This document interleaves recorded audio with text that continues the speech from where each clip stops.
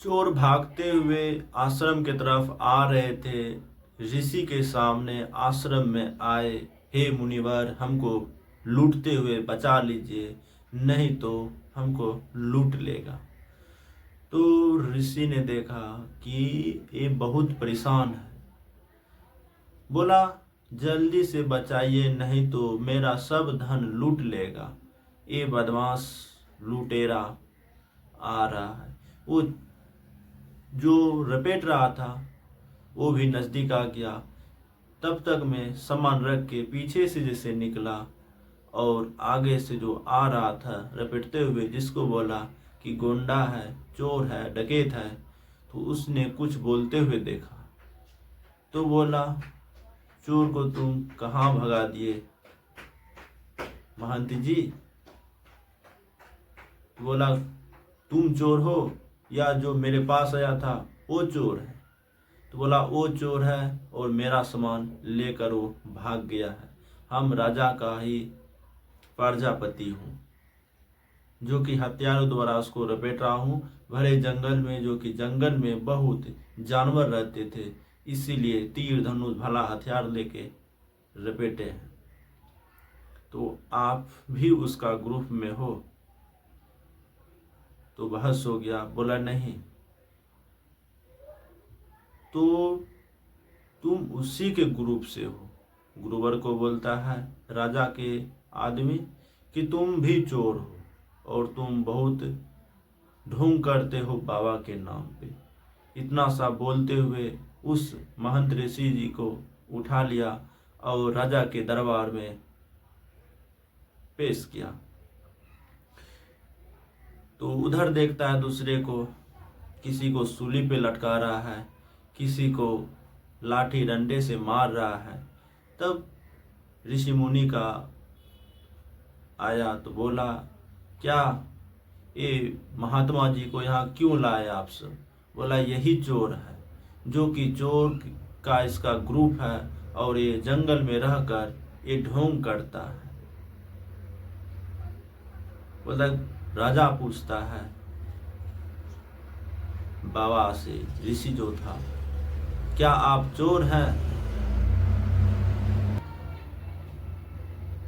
क्या आप चोर हैं? जो मेरे प्रजापति बोला, क्या वो सत्य है? बोला, जी हाँ, सत्य है। तो उधर से सामान लेके भाग रहा था तो चोर बोला कि मेरा धन लूट लेगा, हमको बचाइए गुरुदेव, बचाइए। तो उसको हम बोले कि सामान रख दो, पीछे से भाग जाओ, ये सत्य है। तो राजा ने उस महा ऋषि महंत जी को दंड दिया। बोला, इसको बीच चौराहे पर सूली पे चढ़ा दो। जैसे बोला प्रजापति, उसको बाबा को उठाया और सूली पे जैसे चढ़ाया, बोला ओम, अपना ध्यान करने लगा। ध्यान करते पता चला ये तो संत ही है, जो कि इसका स्वयं इंद्रलोक से ही मुक्ति मिला है। शक्ति प्रवाह है पूरा तरह से, एकदम भक्त, पूरा एकदम कहा जाए तो पब्लिक जुट किया। प्रजापति आए राजा के पास, तो हे राजन, वो महर्षि है, जो कि तीनों लोग को भी भविष्य भी जानता है। तो बोला, ये हमसे क्या हो गया? तो राजा गए उसके पास, क्षमा मांगे। तो गुरुदेव जो अच्छे कर्म जो करते हैं, जिसको शक्ति देवीय ब्रह्म लोक ब्रह्म ज्ञान हो जाता है, वो कभी गलत नहीं सोचता और किसी को श्राप नहीं देता।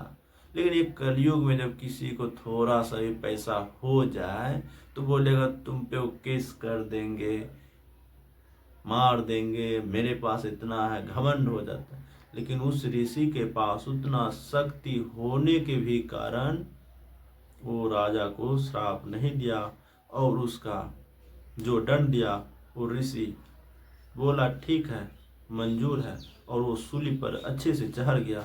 जो कि वो उतना शक्ति था महंत ऋषि गुरुदेव को कि वो कुछ भी कर सकता था, लेकिन वैसा नहीं किया।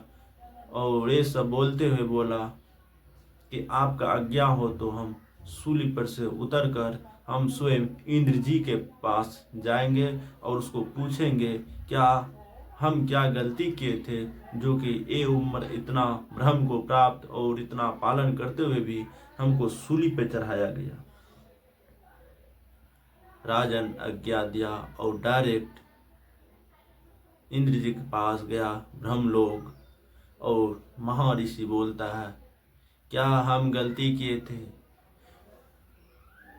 तो वहाँ पर इंद्र जी बोले उस महर्षि को कि तुम जिस टाइम 12 वर्ष बालापन में थे उस टाइम तितली के पीछे सुई डालता था, उसी का दंड तुमको अभी मिला। तो इसीलिए भक्त जो कर्म कर रहे हो उसका फल निश्चित ही मिलेगा। जय श्री कृष्णा। राधे राधे।